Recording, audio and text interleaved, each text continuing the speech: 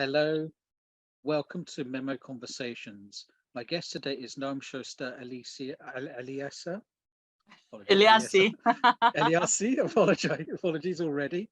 This is starting off great. Noam is an Israeli stand-up comedian and activist from Jerusalem who performs in Arabic, English, and Hebrew. Born of an Iranian-Jewish mother and a Romanian father whose parents survived the Holocaust, Noam was raised in Neve Shalom, Wahat, as-Salam, or the Oasis of Peace, a community in Jerusalem where Jews and Arabs lived together by choice. She grew up speaking Arabic and was often mistaken for a Palestinian. Noam attended the New York Film Academy to study acting, went to Brandeis on a scholarship, and undertook a fellowship at Harvard School of Divinity, where she pursued religion, conflict, and peace initiatives. While in the US, she developed a one-woman comedy show where she toured nightclubs across America, because apparently you need a comedy show in order to do that. A prolific activist, Noam was the co-founder of Interpeace.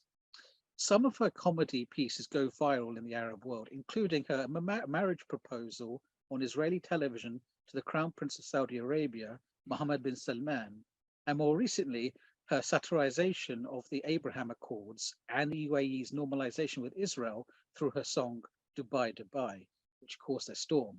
Noam was also the subject of an Al Jazeera documentary. Noam, welcome to MEMO Conversations. Thank you for having me. It's our great pleasure for us to have you on. I hope you don't mind me summarizing Wikipedia on you. Yeah, it's pretty long. I'm like, did I do all of that? Oh my gosh. So this is a summarized version of the Wikipedia entry. So I would fact check it, but I hope you're okay with it. So, oh, that's funny. If there's a fact checker on my biography, good luck to them. Okay, so could you perhaps tell us a little bit about, because obviously you're a comedian, you're an activist, you have multiple hats. So maybe we should break this kind of question up. What drove you to want to become an activist? We'll start with.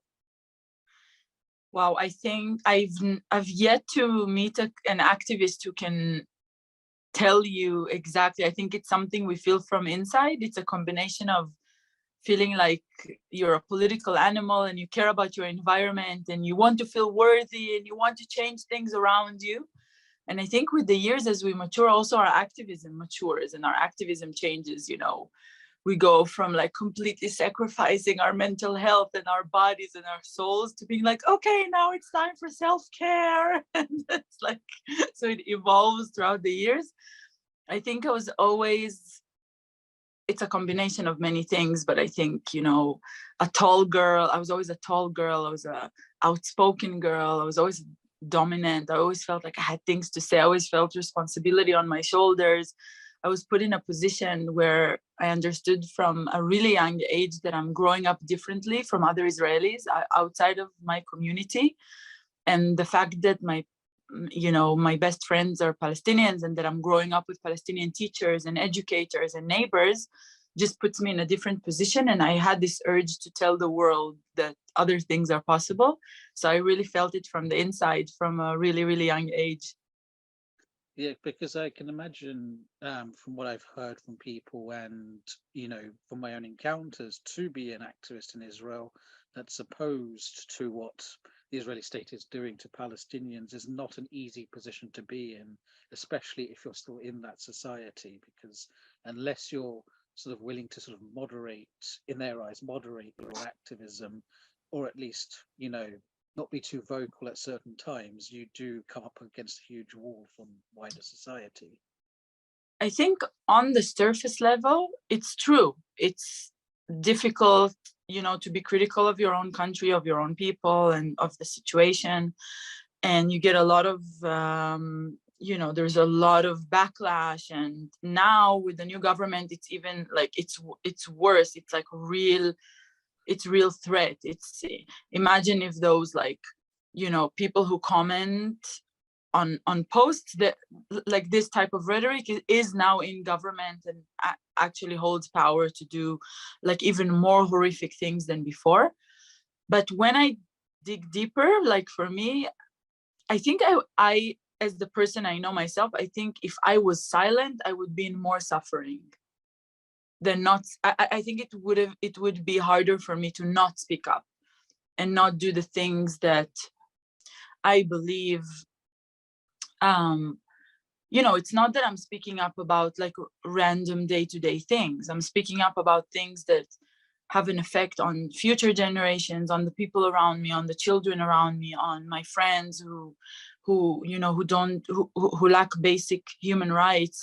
So it's, for me, what I'm sacrificing is nothing in compare, to what other people are going through. And so for me to join this struggle and to be vocal and to speak up, it's the least I can do. So I'm doing the least I can do.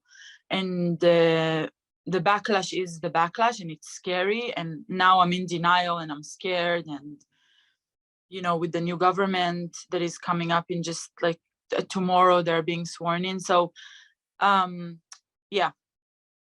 But I think I would be in more suffering, and it would be harder for me if I was silent. And does that sort of feed into your comedy? I mean, is that the reason you chose comedy, or what is it? Why did you choose comedy? So I think I've been a performer and a comedian since forever. Really, it was, I remember as a child also, it was me. I was that kid in family gatherings and in social gatherings that tells the stories, that tells the jokes, that is like the heart of the social gathering. And in high school I did theater. It was always my outlet, always. But I think when I went to school and I studied international relations as well as theater, I was like, wow, maybe I don't want to stand in line to auditions all my life. Maybe I want to, my childhood means something to me, and the conflict in the political situation that I live in it's part of my heart and my passion, and I want to influence my environment. And so in the beginning, I took the path of like activism, of diplomacy, of peace building, of, being like taking my political animal, passion to the next level. And my UN work was so challenging because I was, it's funny, in my comedy shows, I say that there is a fear inside of me that the things will be better and I will not have any materials for comedy. And it's true also for UN workers or NGO workers. We will all be running out of jobs if things get better. We will have no, the spotlight will not be on us. And so when my time in the UN came to an end, when I was fired, I think I looked around me and I think I was like, there is no way that I'm going back into another organization or another UN agency, even though I really believed in the work that I was doing, which is very, very unique for someone inside the UN to say. But what we were doing is we were working with extremists, like all the people who are now elected into government. We had a work plan to work with those people, the extremists, and to see how we're countering extremism. And the UN was like, no, this is too complicated. This is, beyond the green line. We can't work with settlers or pro-settlers. And I'm like, but that's the danger. You have to go and see what's going on because they're going to be in government. And 5 years later, here we are, and they're about to be in government. And so when that failed, I was like, I'm not doing this again. I have to choose an outlet and a way to influence where I'm not just waiting for reports or UN people or diplomats or budgets or anything. I'm not waiting around. And comedy and stand-up comedy is the most immediate tool. You grab a mic, you sign yourself up to an open mic, and you say whatever you want. So, and I was like, and I can do this in 3 languages. And as soon as my first joke went viral, and reached millions of people, and I made fun of these like fake dictators making these like fake agreements, I was like, if, you know, the Ukrainian president is a Jewish comedian who wrote a TV show about becoming president and then became the president, maybe if I want to take my political ambition seriously, I need to start writing jokes. So this was the path. I think it's hard to differentiate today between comedians and activists. And I'm seeing it with my fellow Iranian comedians now, who have just, Maz Jubrani, my friend, my mentor, who I've opened some of his shows in the US actually, he tells his followers now, I know you're following me because I'm a comedian, but right now I have to be the voice of these protests, of the revolution. So comedians are doing something, usually not everyone, because there is a deep, fire inside of us. We want to grab the mic. We want to say things to make people think and to make people think differently. And to me, this tool has just been a lifesaver. I was going to say, when you were saying to the UN, we need to talk to these people, even if they're extremists, you could just say, you don't understand our part of the world. I don't, in our part of the world, you need wasta with whoever's coming in. I don't know. Exactly. Concept in Israel Hebrew for wasta, which is just connections in Arabic, but it means more than that. It's like my contact, you'll get things done from me. Don't know if you have a similar concept in Hebrew for that. But oh, yeah, we call it kombina. Kombina. Yeah. Yeah. It's really funny, isn't it, that two cultures so far apart and yet so much alike in that sense. Yeah. So because you do comedy in 3 different languages, as you've just alluded to, in Hebrew, English and Arabic, what has this sort of taught you about people's sense of humor? Is there sort of a difference in what people find funny, and are there similarities? What tickles people's funny nerve, as it were? First of all, I think it's funny that Jews and Arabs laugh from the same format of jokes. Not always the same joke, but the same rhythm of a joke. I need to adapt my jokes for English speakers. So that's really, really funny. The humor, the rhythm, the punch, it's very much the same. I think I've gathered a big audience that really, really loves to joke about political stuff and satire, I think. And when I do stuff in Arabic, just observing from the side the process of what happens to Jews or to Arabs, so there's always already the people who understand that it's satire. If I'm using my Arabic to do something that mocks, the Arab world, doing agreements with Israel and stuff. So in the beginning, there will be like, Arabic speakers who are like, who is this? What is she saying? Oh, these Israelis, the Mossad is now teaching all these comedians, they're teaching them Arabic. Oh, they're done with undercover people. Now they're training comedians and entertainers. And then people would come in the comments and say, no, listen to her. She's mocking this type of stuff. And then in the beginning, and then some Israelis will be like, oh my God, your Arabic is so amazing. And then they'll hear what I'm actually saying. They're like, why are you using your Arabic against Israel? Why are you criticizing Israel in Arabic? How dare you? So this confusion is magic. It's amazing. It's like a treasure, right?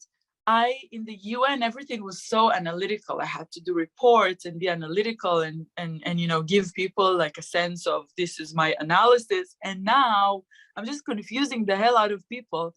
And those who understand survive with me and laugh with me. Yeah, I can imagine, because I think also when you're thinking about doing it in the US, it's just a very different audience, right? I mean, they not only have different structured jokes, but their reference points are completely different as well. Yeah. So I'm sort of wondering how that adaptation works. Every adaptation has to work in front of an audience. So it's days and hours and doing a lot of shows and testing out what works in front of this audience and what works in front of that audience. And it's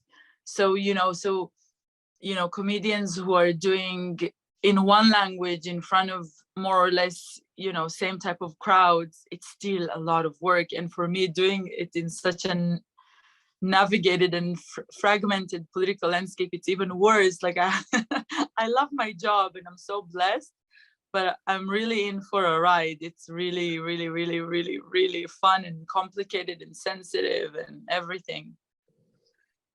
Yeah, I can sort of see that, and because I also think that because going back to the reference points, when you go to a US audience, they have probably not a very strong idea of what happens inside Israel. So you can't open up with, "Oh, I can't believe Bibi did that again today." They'll be like, "Who's that?" So Yeah.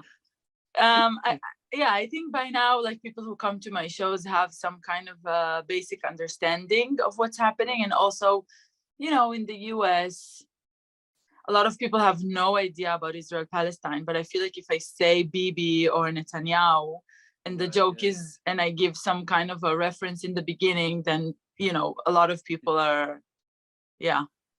Yeah. Because I can also imagine, right? Because you try to find references they might understand, but there's only so many times you can say, and this politician is a bit like Trump in this way, and this politician is like Trump in that way. Like, because there's a lot of Israeli politicians who, when they give speeches, they are a lot like Trump. They just, obviously, I think they're more serious than Trump ever was, but there's so many characters like that who are very Trump-like. Yeah. Were you surprised, for example, that your clips were going quite viral in the Arab world itself, like way outside of Palestine? So, because there were people sharing it in the Gulf, there were people everywhere. Yeah. That sort of took me by surprise.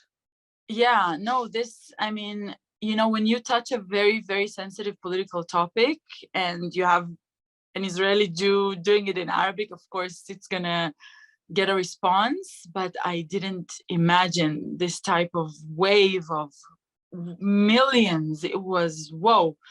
And we learn something from it. You kind of, everything you try out, you learn what are the, like, hot topics, what are the sensitive topics, what are the things that you write, you create something, and then it just speaks to millions of people because you've hit a spot. So it was, I mean, I didn't imagine that we will reach these numbers. It's pretty amazing. It's crazy. Yeah. And it's also a bit sad because I wish there was more. Yeah, I wish there was more. I think if there was more, it wouldn't be that, like, wow, insensitive. It's like people are really afraid to speak up, and which is understandable. But I think everyone is kind of thinking how hypocrite this whole thing is, especially after what we've seen in Qatar in the World Cup. We're just like, this whole idea of this fake Abraham Accord just like exploded in our faces. And I was just like sitting there like, told you. But is that really, because that's what was surprising me as well, that so many of the Israeli reporters were stunned by the reaction. I don't really understand how they were stunned by it, because you'd think, especially a reporter, would understand that they're probably not well liked once they get out of the bubble of Israel itself. You'll be surprised. I don't think a lot of people in the world understand how much the status quo, we call it the status quo here. This is the normal situation. To people in the Arab world and people who are actually exposed to how not normal this situation is, they know, but we grow up in this kind of mentality where, it's a conflict and we're managing the conflict. And me personally, I'm not doing anything bad. Oh, and it's just a sport, it's a football worldwide event. So why would you bring politics into this? Please don't bring politics into this, right? And so when you're a reporter and you're excited and you're going to this place, and they gave visas to every country, so you're thinking, no, everything will be fine, it's a sports event. And then the people show up, and the people have been seeing something very, very, very, very different from what these reporters have been seeing on the ground, because they live in a mentality of, we have Arab football players in Israel, and there is politics, there is conflict, there is stuff, but the level of how this status quo that we find normal is not normalized in the rest of the world was the thing that was shocking to the reporters. And also, we're segregated from the Middle East, we're segregated from the Arab world. most reporters, there were some reporters who are, you know, Jews who speak Arabic, who I know them and they're great, but most reporters who were sent there don't speak a word in Arabic. And so, and, you know, and we are, it's not like we're from, like this guy said, Ecuador or Sweden. It's like we are from that area and we don't speak Arabic. So this segregation, it's a segregation of language, segregation of mentality, of understanding the landscape. Israeli reporters and journalists, most of them, not all of them, they don't even have access to understand the regional, you know, nuances even, right? And so, yeah, we have peace with Morocco, yeah, Morocco, we love you. And then they see Palestinian flags and they're like, wait, the Morocco we just signed a peace agreement with, they're all waving Palestinian flags, oh my God, right? And so, and the reactions on the ground were so funny. It was like, did you see this guy with a sandwich who came to the reporter and was like, fuck you, Israel? And he's just like eating a sandwich casually. And then this other guy who, you know, this reporter came to interview him and he's like, where are you from? And he's like, Israel. He's like, whoosh, whoosh, whoosh. Did you see this one? Yeah. It was so, it's so funny, the level of disconnect, which is where comedy comes into life, right? You touch a spot and it's hilarious and it's funny because it's something that everyone knows and no one dared to talk about it. And now you have something visual to show it to you. And then that's the recipe. But it wasn't just the, I mean, obviously it was predominantly people from the Arab world who were doing that, but even some from non-Arab countries were walking away when they heard like there was one Japanese woman, I think, who when she was being interviewed, yeah, at a Israeli TV, and she just walked off. So, but then also you sit there thinking to yourself, you're like, yes, if there's one group of people who will behave, it's football fans. Like that's the one group that if they're going to do something, it will be that group. Yeah, no, it's, yeah. Yeah, it was an interesting thing to behold overall for that reason. But obviously coming back to politics, right? And as we've started to talk a little bit about, you know, Bibi is back, Benjamin Netanyahu is back in power, and international press reports have dubbed this the most right-wing coalition in Israeli history. Why does this, I mean, I think the first question is, for me, is why does Benjamin Netanyahu keep coming back? In your opinion? It's like asking your toxic ex why he keeps coming back. Because he can, because he wants to, because he knows how popular he is, because he wants to get away from trial, because he is thirsty for power, because he genuinely thinks that he's the only answer that Israel has, because he's the only person that can be in power. And to be honest, you know, there's like the most successful satire show in Israel. It's kind of like the equivalent to Saturday Night Live in Israel, right?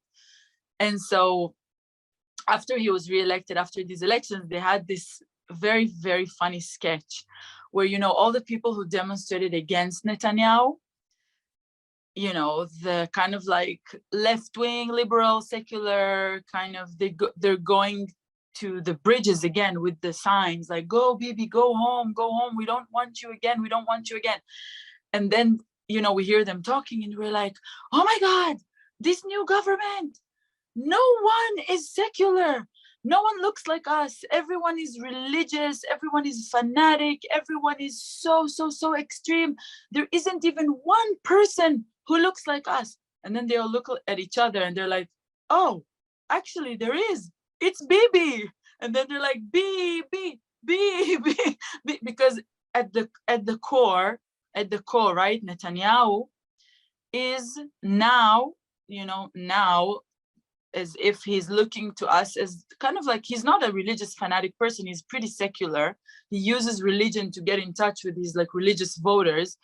And he's, okay, it's weird to say that, he is now, to leftists who have rejected him, he now looks to them as the most pragmatic person in the government. Let that sink in, right?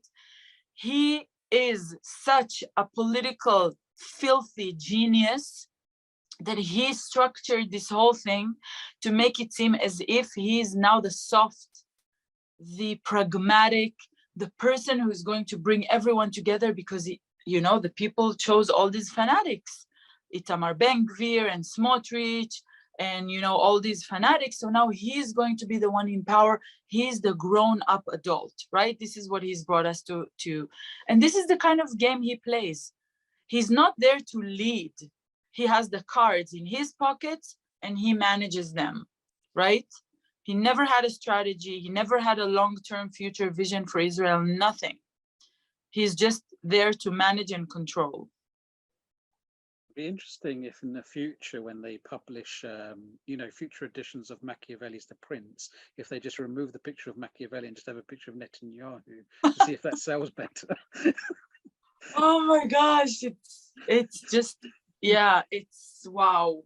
You know, I see a lot of people waking up now and speaking up, people I've never seen before, waking up, signing petitions, being active. Maybe this will bring people to the streets, but I'm very, very, very, very worried for my Palestinian friends and neighbors. I'm worried for women. I'm worried for the weak and poor in society.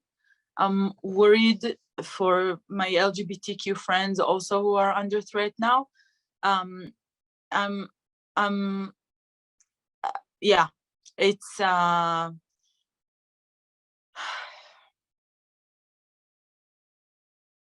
you know, I've been speaking up for many, many years, and I've been active for forever. Even when things look okay, you know, I was there and I was active. So now when things are really, really, really, really bad, looking really bad, I see more people coming out and talking to me and saying like, what can we do? How can we do? And it's a good, you know, it's a good thing. And then there are these people who come and tell me, no, you know, maybe it needs to be really, really bad in order for things to switch up and be good. But I don't believe it's a very responsible thing to say, because those who will be most hurt from this things getting worse, it's not us, it's people who are much weaker than us, who have the potential of losing everything. So it's really, really not responsible to say something like that, I think. And we've seen in the US, you know, people were like, oh, maybe we need to have Trump and things to get really, really bad in order for us to, you know, in order for things to shift. But it's not true. It's not true. We see that it's not true, you know. Yeah. But I think the fact that surprises me most about Netanyahu is the fact that he's famous for never paying for anything. So, like, I remember when I read a biography on him, and then there was a time where before he was prime minister, when he would go into restaurants with staffers who worked for him, and he would leave early so he wouldn't have to pay the bill, and he's notorious for never paying for things. It's horrible. It's really, it's his, yeah. And it's, you know, it's a small example for something very, very big. His son is also like this, and you know, not to even mention his wife. He's a really horrible example for leadership. Really horrible example for leadership. He's basically ruined my generation and other, you know, and the generation, you know, it's, I can't believe how long he's been in power throughout my life. Like, it's just, he's such a, you know, he's not a loser, he's a winner, but he's a winner in the most like loser kind of way, where how do we give power to people who are just shamelessly, like, he's shameless and he's the worst, and he's allowed those truly, truly like sick people to get so much power only so he can get away, you know, from, you know, with trial. It's kind of like Shakespeare is writing a play about Jews who get power and how they ruin it for themselves. I swear, it's like it's taken from like the Bible or Shakespeare or something, what we're doing to ourselves right now. And my last question, which I'm going to divide into two parts, personal and political. So the political part, thinking about where we're going to be since it's 2023, new year, future coming, what do you think is going to be the future in politics in Israel-Palestine? Oh my gosh. Oh, why do I have to answer that? I do comedy, so I don't have to answer that seriously. Look, it's right now, you know how all the options are open. Seriously, all the options are open. The scary, it's the scariest thing ever. All the options are open. Either it's, you know, May 2021 is coming back, but in a worse, like much more violent scenario, or these freaking, you know, clowns are gonna get all this power, and then they're gonna realize that things don't, you know, it's like the story of Sharon, of you know, Ariel Sharon, where he was like this like bloodthirsty fascist, and then he got to power and he was like, okay, things are different when you actually have power. But these people have no breaks, like they don't know when to stop, and their, you know, their religious fanatic beliefs lead them into really like unimaginable hatred and just, and so all the options are open, right? And it's in our hands. I think if people take it to the streets, if people protest, if people, you know, it depends on how much they you know, how much they're going to challenge us, and how much Bibi, you know, is going to play that game of letting them be a little bit extreme, but then pulling them back. And because this is how he manages, again, the status quo. So if things get out of hand, I do believe that people will go out to the streets, but who will they go out to the streets for? Will they go out to the streets for the LGBTQ community in Tel Aviv? Will they go out to the street because they will genuinely understand that, you know, first and foremost, the people who are going to lose everything are Palestinians? Like, there are a lot of dynamics that could happen. For me, I'm continuing what I've done my entire life. For me, nothing changes. It's the same struggle. We just have to, I just have to like put the volume up, right?